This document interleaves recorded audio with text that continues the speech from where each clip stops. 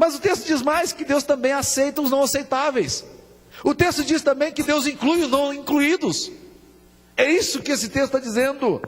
Então, quando eu leio a genealogia de Jesus aqui, eu começo pensando da seguinte forma: é por aqui que o Evangelho começa. Se ele começar de qualquer outro lugar que não seja a partir daqui, há uma contradição na nossa alma. Se você não chegou ao ponto de desistir de você mesmo, ou de você mesma, para colocar sua confiança plena em Cristo, você ainda não entendeu o Evangelho. Você está baseando naquilo que você pode ser capaz de fazer, e não naquilo que Deus é capaz de fazer em você. E o Evangelho não convida gente que é capaz de fazer, mas o Evangelho convida pessoas que, incapazes de fazer, vão para a sombra do Cordeiro e experimentam a maravilhosa libertação e a transformação da sua própria biografia. Mas eu queria terminar com mais uma palavrinha rápida. Versículo 17 diz aqui que que todas as gerações, desde Abraão até Davi, são 14. De Davi até o exílio na Babilônia, 14. E desde o exílio na Babilônia até Cristo, 14. O que esse texto está querendo nos ensinar? Esse texto está querendo nos ensinar que a genealogia nos revela que Deus pensou em todas as coisas. Deus está fazendo as coisas, meus irmãos, concatenadas. A primeira sessão inicia-se em Abraão e vai até o surgimento de Davi. Abraão é o grande patriarca de onde o povo judeu busca suas origens. Davi foi o homem que transformou Israel numa grande nação e fez dos judeus um povo poderoso do mundo. A segunda sessão vai de Salomão, o grande e último sistematizador da monarquia de Israel, e vai até o exílio babilônico. Tudo de uma forma concatenada. A terceira sessão vai do exílio até a vinda de Jesus, começando aqui com Jeconias e falando de personagens esquecidos da história, vindo até Jesus, que é aquele que liberta o homem da sua tragédia, da sua escravidão, transformando a sua vida em triunfo. As coisas estão amarradas. Veja só, 14 aqui, 14 aqui, 14 aqui. Simples. Deus fazendo as coisas e dizendo assim: a coisa vai acontecer assim, dessa forma, vai acontecer dessa forma, vai acontecer dessa forma.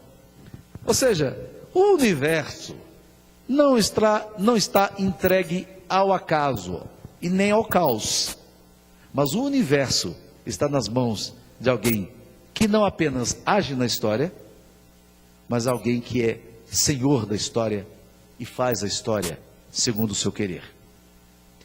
E foi dessa forma que começou o Natal.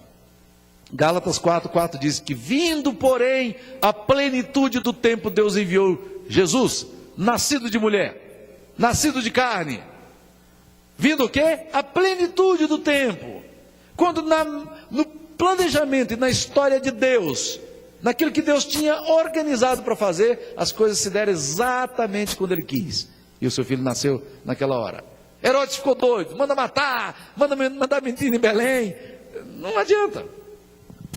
Porque a história não está na mão dos déspotas e tiranos.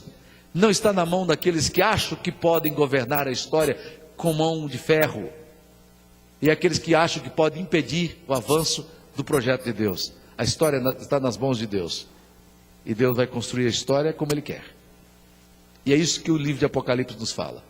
Tudo está sob controle. Nada está fora do controle do Pai.